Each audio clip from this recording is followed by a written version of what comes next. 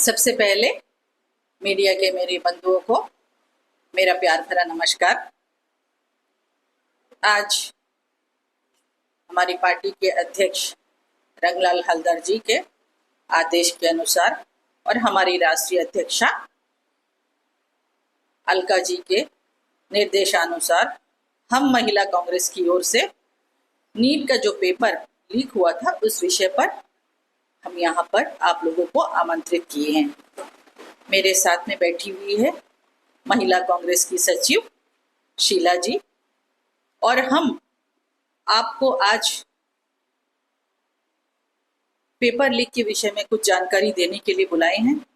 मैं आप सबका तहे दिल से आभार व्यक्त करती हूँ कि इतनी जल्दीबाजी में आप लोग यहाँ पर आए और हमेशा आज ही नहीं, जब भी कांग्रेस का कोई भी प्रोग्राम होता, कोई प्रेस कॉन्फ्रेंस होता, तो जैसे भी हम लोग आपको आवाज देते हैं आप उतनी जल्दी दौड़कर आते हैं और हमसे हमारा स्टेटमेंट लेते हैं। इसके लिए पूरे मीडिया टीम का मैं तहे दिल से फिर से एक बार धन्यवाद करती हूँ। अब मैं मेन मुद्दे पे आना चाहती हूँ। आज आप देख रहे हैं मीडिया में हर जगह एक बहुत ही, इसको हम कहेंगे एक नाजुक मुद्दा जो बच्चों के भविष्य से जुड़ा हुआ है, जो बच्चों के सुनहरे सपनों से जुड़ा हुआ है, पेपर लीक का जो मामला है। आप देखते हैं कि हमारे भारत के 22 लाख बच्चों का भविष्य बर्बादी के कगार पर खड़ा है। आए दिन मोदी सरकार में पेपर लीक हो रहे हैं। अब तक मोदी सरकार आने के बाद 92 पेपर लीक हुए हैं। तो मैं सीधे सीधे भाजपा के लोगों से मैं सवाल करना चाहती हूँ, ये पेपर जो लीक हो रहा है इसके जिम्मेदार कौन है? क्योंकि इसमें सीधे से बच्चों का भविष्य जुड़ा हुआ है। जो बच्चे दिन रात मेहनत करते हैं, उनके पेरेंट्स मेहनत करते हैं, उनका पेरेंट्स का पूरा जमा पूंजी लगाते हैं, जिसमें मजदूर के बच्चे, गरीब बच्चे, जो छोटे छोटे कारीगर है उनके बच्चे अपना जेवर, अपना जो धन जमा पूंजी सब उन बच्चों की पढ़ाई में लगा देते हैं। लेकिन अंततोगत्वा ये होता है कि पेपर लीक हो जाता है। तो ऐसे में तो मुझे लगता है कि बच्चों का जो भविष्य है वो तो अंधकार हो चुका है। आए दिन पेपर लीक हो रहे हैं। कोई एक अगर होता तो भी हम कह सकते थे कि गलती से हो गया, लेकिन बार बार पेपर लीक होना ये भाजपा सरकार की लापरवाही को दर्शाता है। आप देखते हैं कि धर्मेंद्र प्रधान जी बोलते हैं, जो हमारे शिक्षा मंत्री है, बोलते हैं कि चलो पेपर लीक हुआ तो दोबारा से नीट का एग्जाम हो जाएगा। लेकिन आप इसकी जिम्मेदारी किसको सौंपते? जो लीक हुआ उसका जिम्मेदार कौन है? जो बच्चे मेहनत करके यहाँ तक आए उनको कौन जवाबदेही है? उनका जवाबदेही कौन है?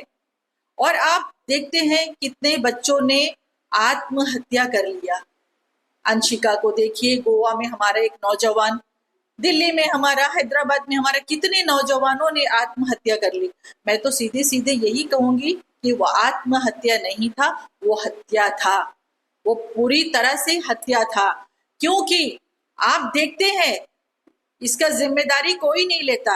अभी धर्मेंद्र प्रधान जी क्यों लेंगे? क्योंकि धर्मेंद्र प्रधान जी के साथ तो प्रधान जुड़ा हुआ है। तो प्रधान तो सीधे सीधे प्रधानमंत्री है ना। तो प्रधानमंत्री जब उनका इस्तीफा नहीं मांगते, जब वो गलत कर रहे हैं, कुछ नहीं बोलते, अपने मुंह में दही जमाए बैठे हैं, तो ऐसे में इसका जिम्मेदारी कौन लेगा? कौन बोलेगा? बच्चों के भविष्य के साथ खिलवाड़ हो रहा है, बच्चों का भविष्य अंधकार में जा रहा है। ऐसे में आप बताइए ना, इतना गंभीर स्थिति है, फिर भी भाजपा वालों का और भाजपा सरकार का कान में जू नहीं रेंगता। ऐसे में हम किससे हम जवाब मांगे? अब उन लोगों ने ये किया कि नौसेना के जहाज से पेपर को भेजा गया। फिर आप क्या सोचते हैं? फिर आपने देखा एक बच्चे एग्जामिनेशन हॉल में आते थे, 2 मिनट लेट हुआ, सुरक्षा गार्ड के द्वारा उनके जो परिजन है उनको मारा पीटा गया। तो ये सीधे साफ तौर पर ये लगता है ये तानाशाही सरकार है। ये कोई अच्छी सरकार नहीं है। ये तानाशाही के तौर पर हमारे लोगों पर आज इस तरह का आचरण करती है, इस तरह का व्यवहार करती है, तो मैं भाजपा के लोगों से मैं सीधे सवाल करती हूँ कि आप ना महिलाओं के लिए है, ना आप बुजुर्गों के लिए है, ना आप किसानों के लिए है, ना आप स्टूडेंट्स के लिए है, तो आप किसके लिए सरकार चलाते हैं? करोड़ों का धंधा है ये पेपर लीक का जो मामला है, ये छोटा मोटा कारोबार नहीं है, ये करोड़ों का धंधा है। इसमें बहुत बड़ा एक रैकेट चल रहा है, जिससे सीधे सीधे एक एक पेपर की वजह से 25 लाख 30 लाख रुपए में पेपर बेचा जा रहा है। तो आपके संरक्षण में ये सब हो रहा है मोदी सरकार, लेकिन आप जवाबदेही नहीं है, आप जवाब नहीं देते हैं। चाहे कोई भी मुद्दा हो, आप बिल्कुल खामोश रहते हैं। आप ना कोई प्रेस कॉन्फ्रेंस करते हैं, ना कोई आपका स्टेटमेंट आता है, ना बच्चों का भविष्य हो या महिलाओं की कोई स्थिति हो या महिलाओं का भविष्य हो, लेकिन आप बिल्कुल खामोश रहते हैं। हम भाजपा वालों को हमारा यही कहना है कि आप बोलते हैं ना, मोदी जी बोलते हैं मैं तो खाऊंगा ना खाने दूंगा, मैं झोला उठा के चला जाऊंगा। आप कल चले जाने वाले थे, आप आज चले जाइए। कम से कम आने वाला जो हमारा भविष्य है वो कम से कम उजागर होगा, आने वाला भविष्य है वो उज्जवल होगा, आने वाला जो भविष्य है वो अंधकार से बच जाएगा। क्योंकि आए दिन हर न कुछ एक घोटाला, कुछ न कुछ एक दे के ये लोग कम से कम सत्ता में बने रहना चाहते हैं। इनका सीधा साफ यही दिखता है कि इनको सत्ता में बने रहना है, चाहे जनता कहीं भी जाए, चाहे जनता मर जाए, कुछ हो जाए, या छात्रों का बात हो या महिलाओं का स्थिति हो, कोई भी चीज हो, इनको किसी से कोई लेना देना नहीं है। अभी आप देखते हैं कि अभी जो बच्चों का जो पेपर लीक हुआ, किसी ने ना शिक्षा मंत्री ने ना प्रधानमंत्री ने, कोई एक मिनिस्टर ने कोई एक स्टेटमेंट नहीं दिया कि हम बच्चों के साथ खड़े हैं। आपने अंडमान निकोबार में भी देखा, हमारे यहाँ पर जब डीम्ड यूनिवर्सिटी का जो मामला आया था, कांग्रेस के सारे नेता, हमारे रंगलाल जी, हमारे भास्कर जी, हमारे जितने फ्रंटल के लोग, पूरी कांग्रेस पार्टी उन बच्चों के साथ खड़ी थी, जबकि गलत हो रहा है। लेकिन भाजपा का कोई भी एक नेता, ना कोई कार्यकर्ता, ना उन बच्चों के समर्थन में गया, ना उन बच्चों के साथ खड़ा था, ना उन बच्चों के लिए उनके दिल में कोई दया आई। तो ऐसे निर्मम सरकार, ऐसी निर्दयी सरकार के खिलाफ हम आवाज उठाते हैं कि आपको सत्ता में रहने का कोई हक नहीं है। आप सत्ता से आप चले जाइए, अब कल जाने वाले थे, आज चले जाइए। हम तो सीधे सीधे धर्मेंद्र प्रधान जी का इस्तीफा चाहते हैं। आपके आंखों में अगर थोड़ा भी शर्म है, अगर आप समझते हैं कि आपको थोड़ा शर्म और लिहाज है, तो आप कम से कम अपना पद से इस्तीफा तो दे सकते हैं।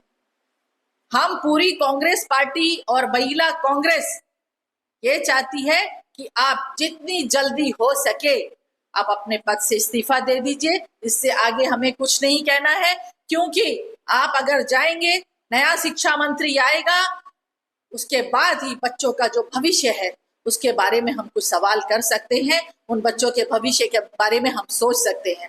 हाल ही में देखा आपने, राहुल जी ने कोटा में बच्चों की गूंज, आप लोगों ने देखा कैसे बच्चों के लिए वो एक तरफ होके लड़ते हैं, बच्चों के लिए आवाज उठाते हैं, क्योंकि हमारे जो नौजवान है हमारे राष्ट्र की पूंजी है, हमारे बैकबोन है, उनके धरोहर में ही हमारा भारत का जो है सर्वांगीण विकास होना है।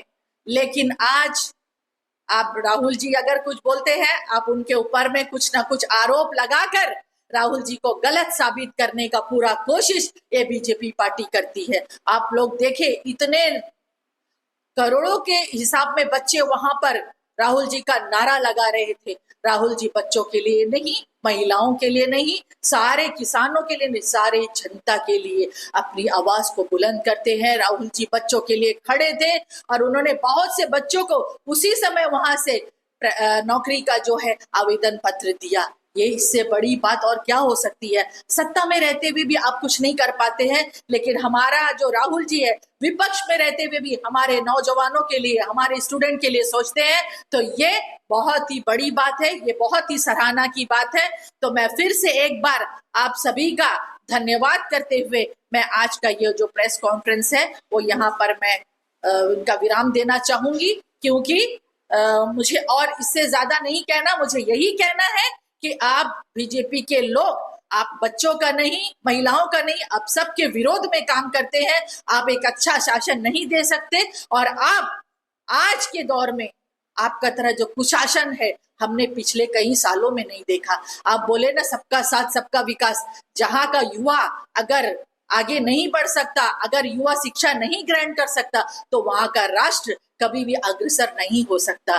तो इन्हीं चंद बातों के साथ मैं अपने बात को विराम देती हूँ, और आप सब लोग यहाँ पर आए, मैं सभी का धन्यवाद करते हुए मेरे साथी शीला मैडम का भी मैं धन्यवाद करती हूँ, और इसी आशा और विश्वास के साथ कि आने वाला जो भविष्य है बच्चों का वो सुधर जाए, उनका भविष्य उज्जवल हो। अभी जो बच्चों ने नीट का पेपर दिया है, हम उन सब के प्रति हम यही कहेंगे कि उन सबको हमारी शुभकामनाएं हैं कांग्रेस पार्टी की ओर से, कि आपका भविष्य उज्जवल हो और आगे जाए, और देश का जो भविष्य है उसको उज्जवल करने में अपनी भागीदारी निहित करें। धन्यवाद। जय हिंद, जय महिला कांग्रेस।